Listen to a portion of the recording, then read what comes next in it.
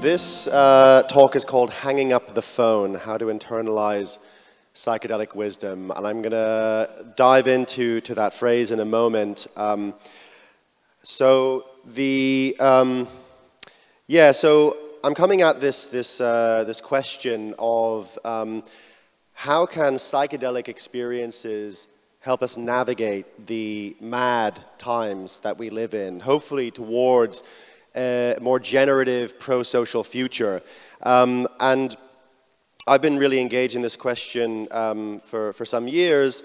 As just mentioned, I was one of the founders of Rebel Wisdom. We were an alternative media platform, and we really focused on cultural sense-making. How do you make sense of what's going on in an age where both the legacy media and the alternative media are not very reliable in different ways? So how do we actually figure out what's going on? Because if we don't know what's going on, we don't know what direction to move in.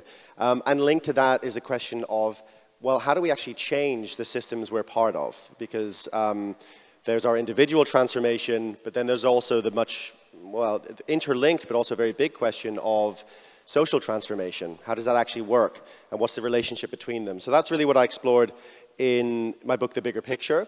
And then more recently, I've set up Kainos, a media platform, to explore that question primarily through films and documentaries as well. So that's really what I really want to look at, those kind of bigger picture issues in this talk. And I'm going to do it through the lens of an idea or a quote, really, that you might be familiar with, which is from Alan Watts, right? So he said, if you get the message, hang up the phone. For psychedelic drugs are simply instruments, like microscopes, telescopes, and telephones. The biologist does not sit with eye permanently glued to the microscope. He goes away and works on what he has seen. So, I agree in part with that message, and I'm going to spend time unpicking it and hopefully updating it for the times we live in, because it also, I think, has some glaring problems in it. But sort of implicit in it is the idea that when we have a psychedelic experience, we can receive some kind of actionable or useful information that we can then use in our lives and bring into the world in some way, right? So if that's the case, what do we do today in the times we live in, right?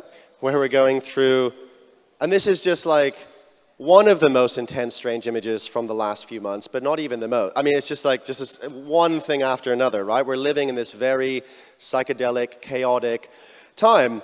And I'm currently working on a feature-length documentary called Crossroads, and really looking at the question of what is going on right now, and just, in brief, in my reading, and I think that of many others, what we're living through is the end of the liberal world order. So this kind of global agreement / American hegemony that arose after World War II from the kind of very good intentions of let's never let anything like that happen again. Let's have a global interconnected village. And so that happened. We had a time of relative stability politically that we all in this room, I think no matter what age we are, really lived and grew up in that time. That time is now ending.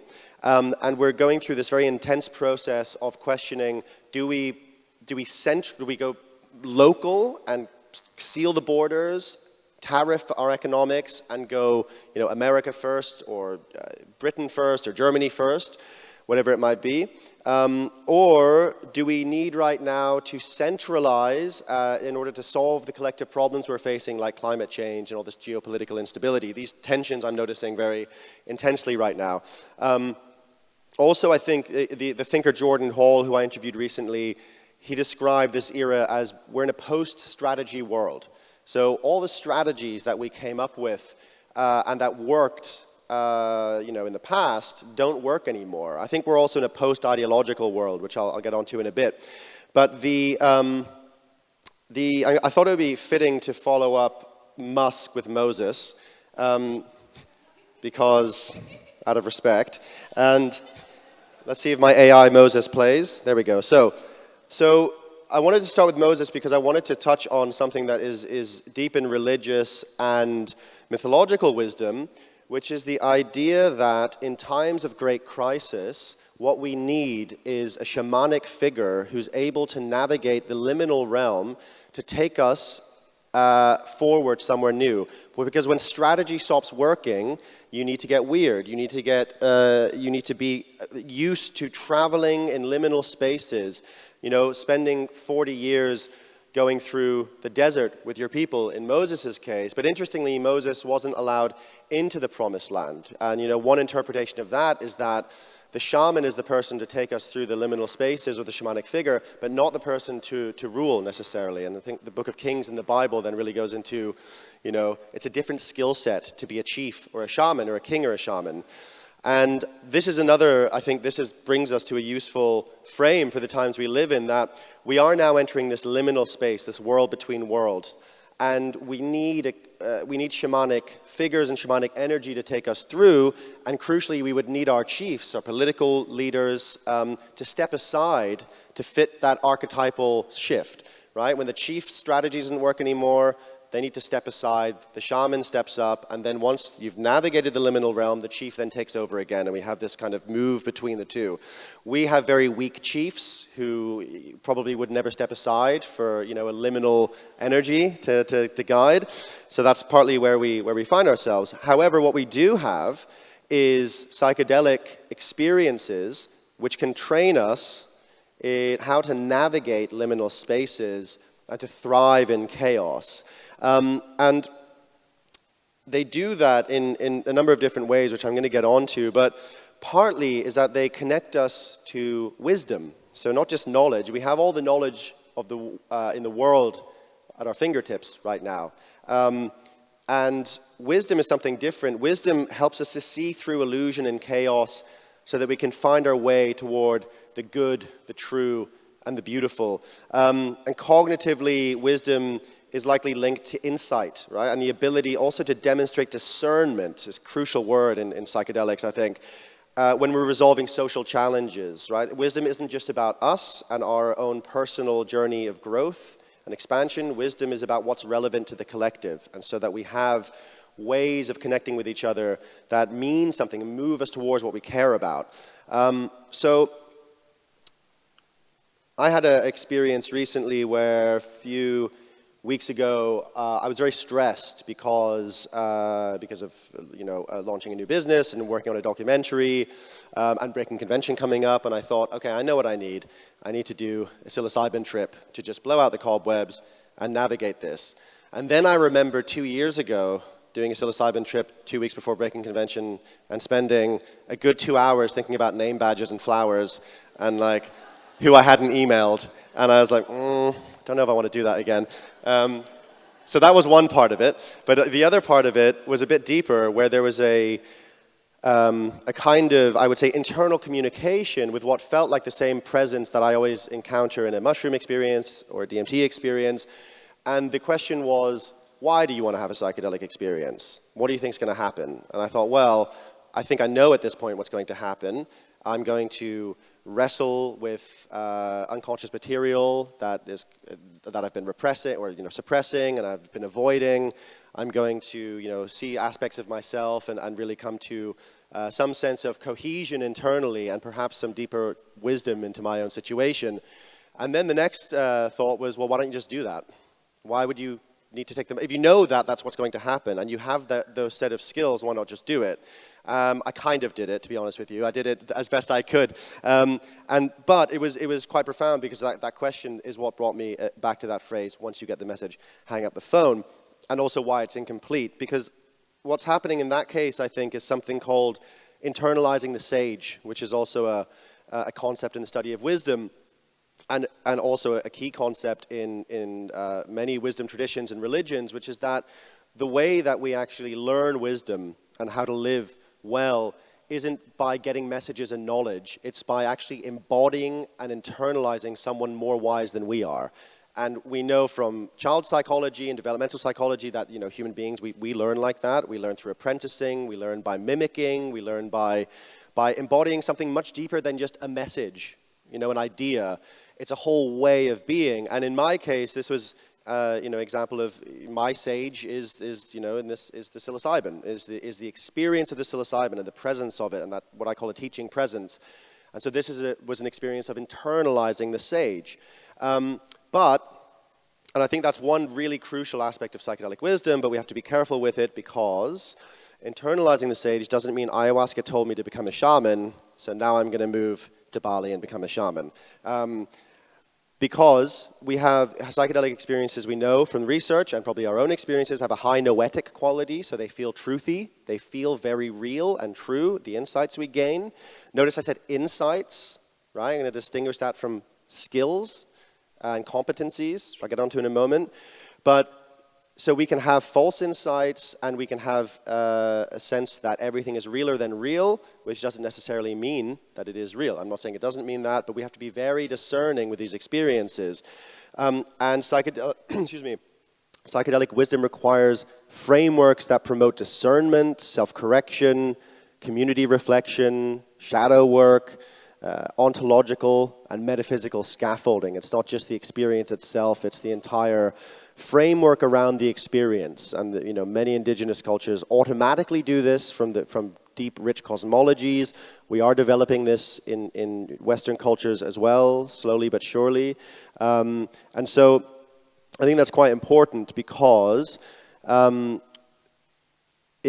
it's not to say that we can't gain useful insights or deep wisdom from the psychedelic experience. It's just to say it's more complex than simply having experience. And I'm going to go into why by looking again at Alan Watts' idea, right? So what's wrong with this message? If you get the message, hang up the phone.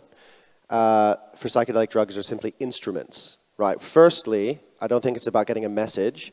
And secondly, I don't think psychedelic drugs are like instruments at all. In fact, what I think is going on, and I'm going to argue this more comprehensively in a moment, is that we're not receiving a message, but we're receiving a set of meta-competencies, particular psychological, emotional, spiritual, cognitive skills, right? Not messages. They're techniques of seeing and being, and they're moral and ethical frameworks that are rooted in an experience of awe and beauty.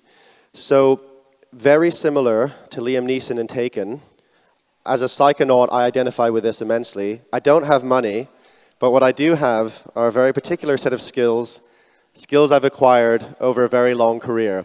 So maybe you resonate with that as well. So as psychonauts, we develop, if we choose to, or at least as an opportunity to develop a very particular set of skills.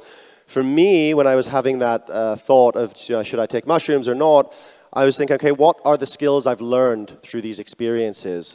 Leaning into pain, embracing complexity, wrestling with truth, laughing at myself, and to stop looking for shortcuts to my own wisdom, right? Because there aren't any, and everything is hard work. Sometimes things are beautiful and awe-inspiring and aren't hard work, and to draw on Zen, sometimes there's just an immediate aha moment, and that's of course also part of the experience.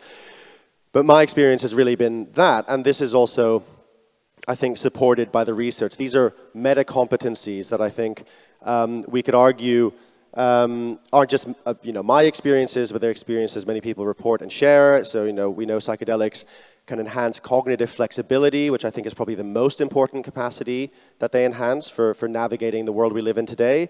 Enhance creativity, enhance acceptance, connectedness, of course, to nature, but also group connectedness, bringing us towards a more animistic perspective, which I personally think is essential for tackling climate change.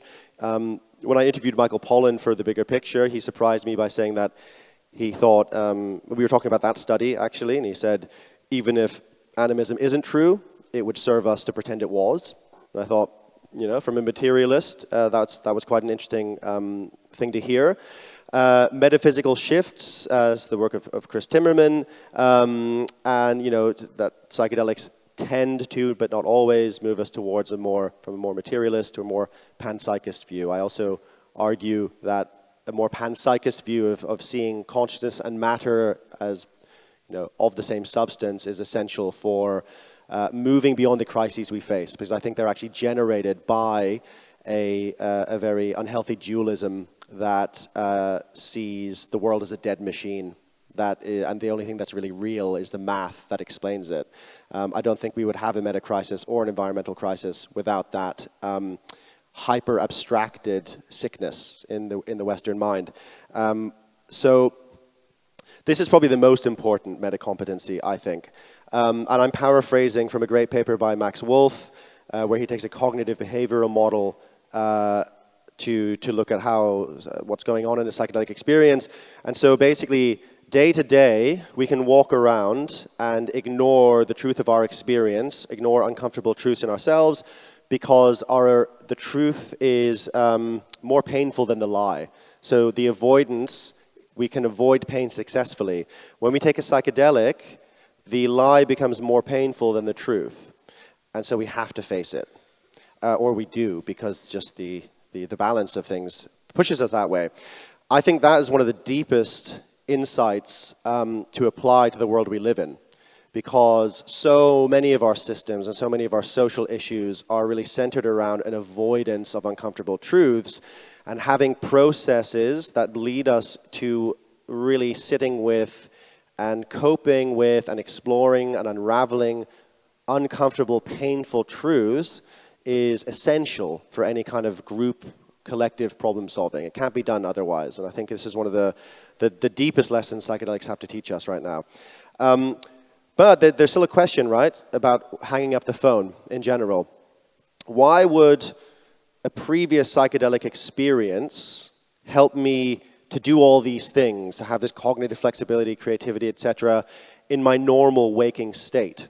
Why don't I just forget all of it? Why is it even applicable? Why is what's happening to me in a psilocybin experience at all applicable to how I relate to people, how I do my job, how I pursue my goals? Well, for the same reason, and this is drawing on some work by John Vervaeke, that we see this practice of walking across hot coals replicated so often in so many different parts of the world and so many different practices, from like Tony Robbins seminars to islands in Polynesia.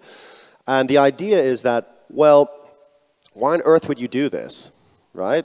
Okay, there's some part of it is kind of theater and like kind of this experience of like, yes, I've achieved something. But Vervaeke's argument is that actually what's happening when you walk across hot coals is that you're developing skills that you can then apply to other domains in your life. So you have to walk not too fast and not too slow to not burn your feet. You have to be committed, keep your eye on the prize, be brave, be courageous, and then do it, right?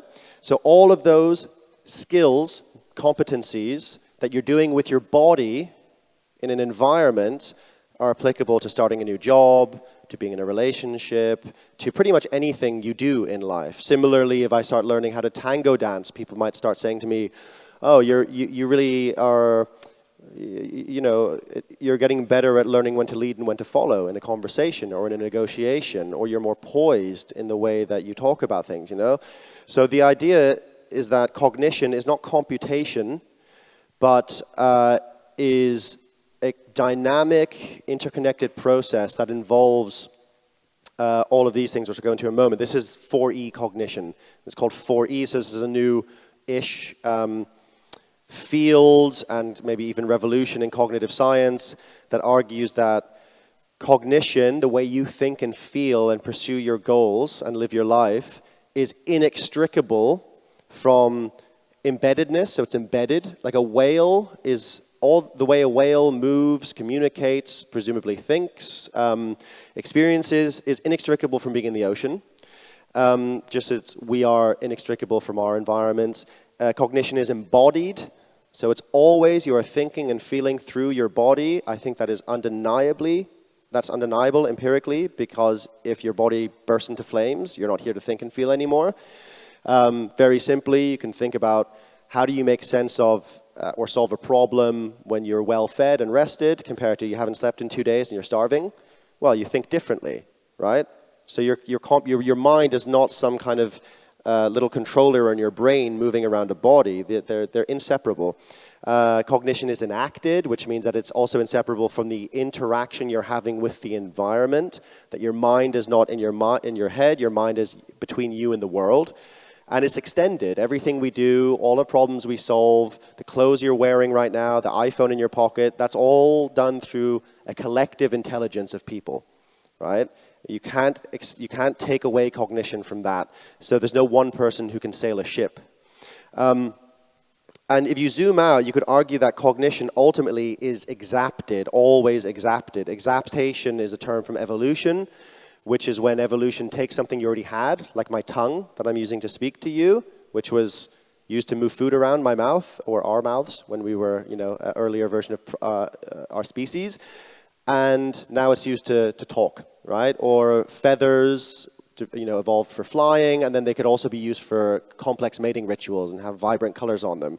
Evolution tends not to make a whole new thing, but takes what's already there and repurposes it.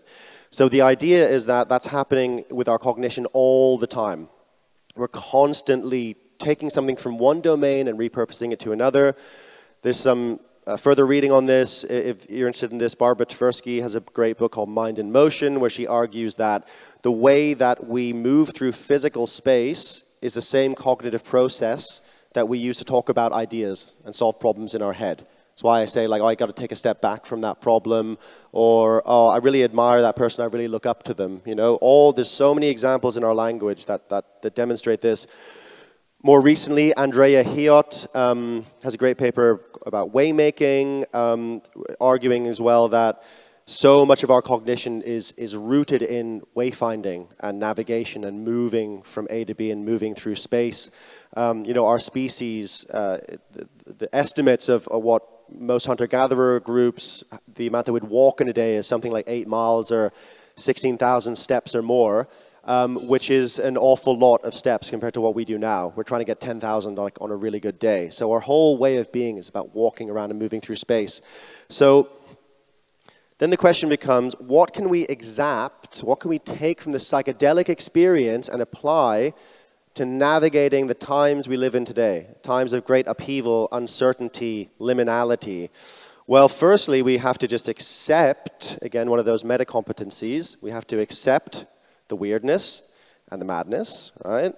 Which is it's all happening. We're in this kind of constant change. We're living through, for example, in Europe, a migrant crisis, which is probably only going to get worse. We have mental health crises. We have technology that is advancing at a rate that completely outstrips our ability to sort of move with it often.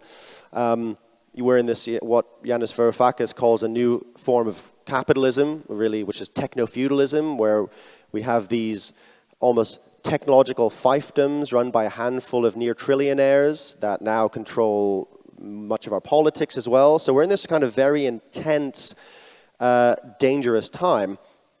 And really, it's a trip. History is a trip, right? It is and we understand history in linear terms very often, that we're on a movement from one place to another. And this trip right now is, in my opinion, swinging between abstraction and embodiment. So I think there's a deep wrestling in the deep code of culture between these two poles. Do we localize and come back to the land and get rid of these globalized supply chains, grow our own food, simplify life, come back into human connection?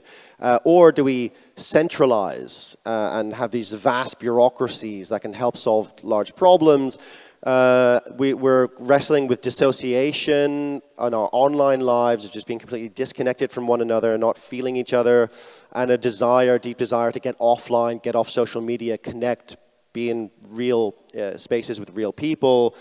And then this eternal struggle between individuality and community. Now, I would argue that these things need to come together, that it's not a question of should we be abstract thinkers or should we be deeply embodied into the world. It's I think both. And I think psychedelics, with the way they can train us to hold complexity and paradox, can help us move into that way of seeing. Because psychedelics train us, or the psychedelic experiences train us in finding our way, in wayfinding, in moving through space. And so we learn in a trip very often how to navigate an incredibly complex environment full of things we don't understand, like DMT entities and complete kind of turning upside down of our normal way of seeing and understanding the world. They can also help us come into deep relationship with our bodies, both individually and collectively, and enhance abstract thought. So we see that there's, a growing body of research in how psychedelics can help us in divergent thinking in particular, so creativity, an aspect of creativity.